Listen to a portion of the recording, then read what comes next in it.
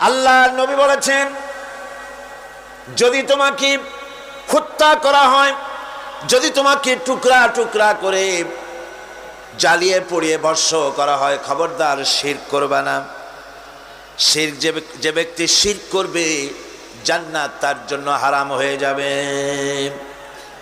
আল্লাহ রাব্বুল আলামিন বলেন, ইন্নাহু মান ইউশরিক বিল্লাহি ফাকাদ হারামাল্লাহু আলাইহিল জান্নাতা ওয়া মাওয়াহুন নার ওয়া মা লিয-যালিমিনা মিন আনসার।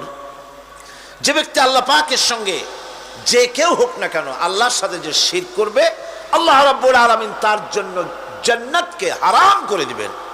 নাউযুবিল্লাহ পড়ে। তাকে আল্লাহ পাক জাহান্নাম দিবেন। কোথায় দিবেন? জাহান্নামের মধ্যে